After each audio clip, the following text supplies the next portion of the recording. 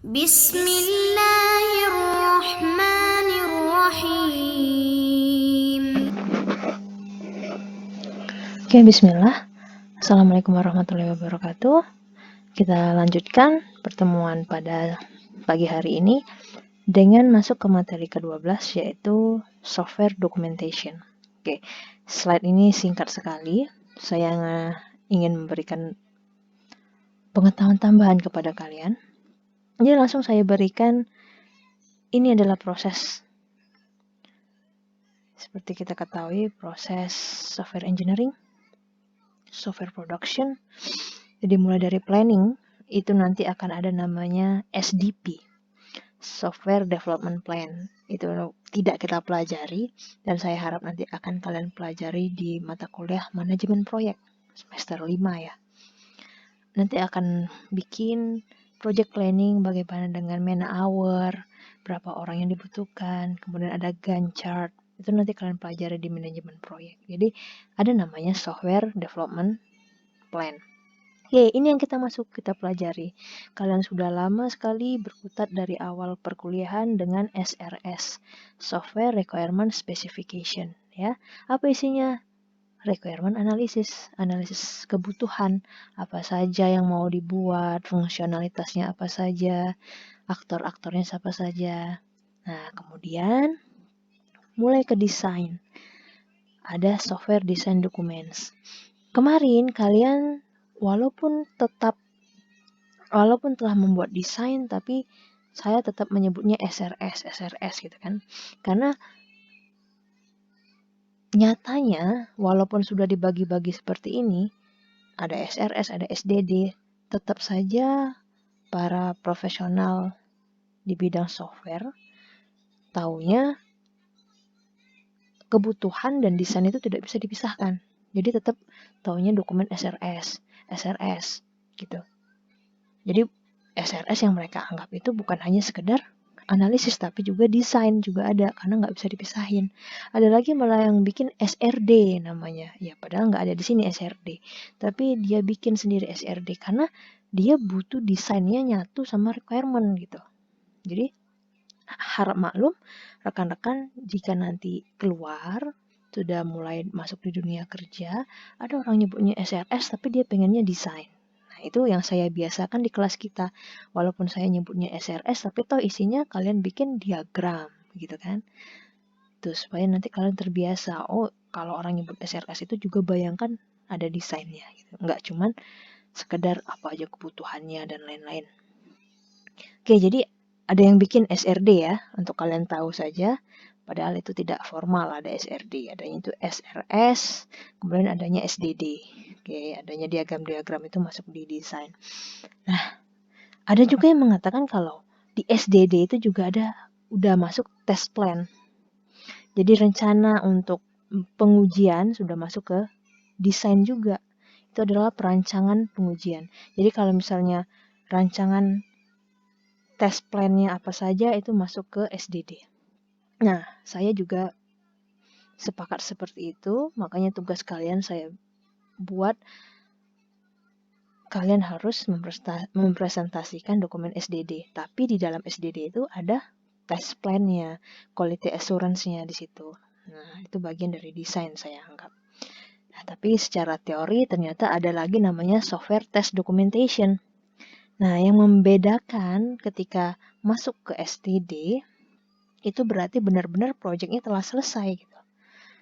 Proyeknya telah selesai, dia berhasil melihat hasilnya dan tesnya sesuai dengan harapan, nah itu masuk ke STD, Software Test Documentation. Tapi kalau cuman hanya sekedar rencana, tapi belum diisi, belum di checklist, itu hanya sebatas SDD. Nah, yang saya harapkan, ya jaga-jaga kalau misalnya memang project link and match kalian ketika kita presentasi nanti belum selesai, belum semuanya selesai, ya kalian cukup bikin test plan-nya saja. Tidak usah sampai ke hasilnya. Oke, seperti itu kira-kira. Oke, ini secara penjelasan, kalian bisa baca sendiri. Jadi SRS itu lebih ke requirement-nya. Nah, ini yang saya bilang tadi, bahwa di SDD sudah ada configuration management dan quality assurance-nya.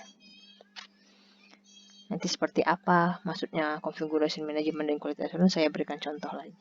Kemudian di tes dokumen STD itu sudah ada trace prosedurnya seperti apa, hasilnya seperti apa, summary reportnya seperti apa. Ini saya dapat sumber dari jurnal ya, dari Suhaimi Ibrahim. Oke ini contohnya supaya kalian nggak bingung. Jadi saya ambil contoh dari project yang dulu pernah saya lakukan misalnya. Oke, jadi configuration management dijelaskan di situ mengenai hardware dan software specification. Jadi nanti akan ada servernya, akan ada kliennya. Nah, servernya diceritakan di sini. Lisensinya apa yang diharapkan, apakah open source, kita sudah belajar kemarin open source, database-nya seperti apa, kemudian dibikin kesimpulan tabel seperti ini.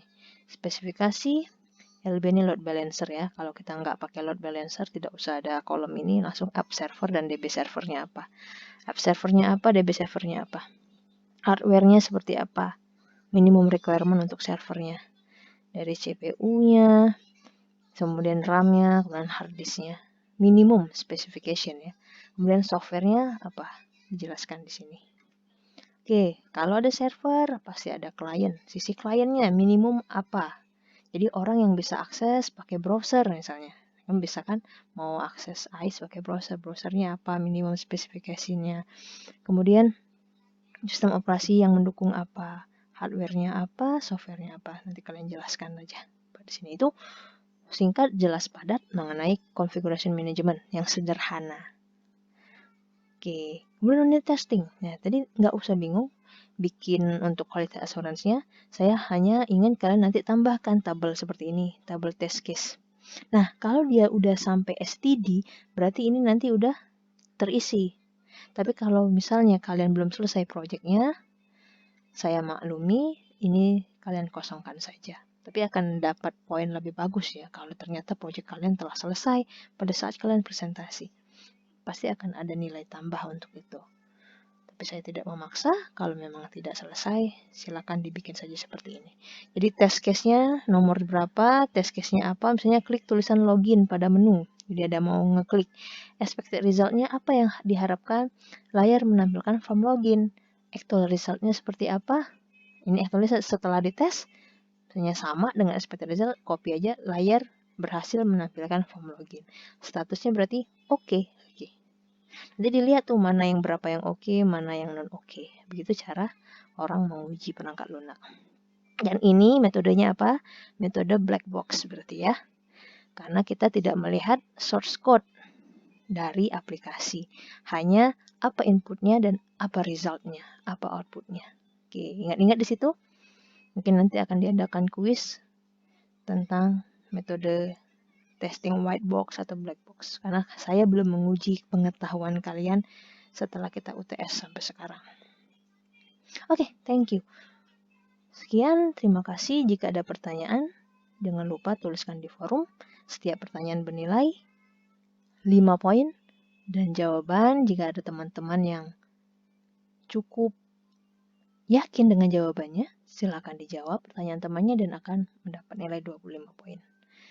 Terima kasih rekan-rekan, semoga sukses mengerjakan tugasnya. Billahi taufiq wal hidayah. Wassalamualaikum warahmatullahi wabarakatuh.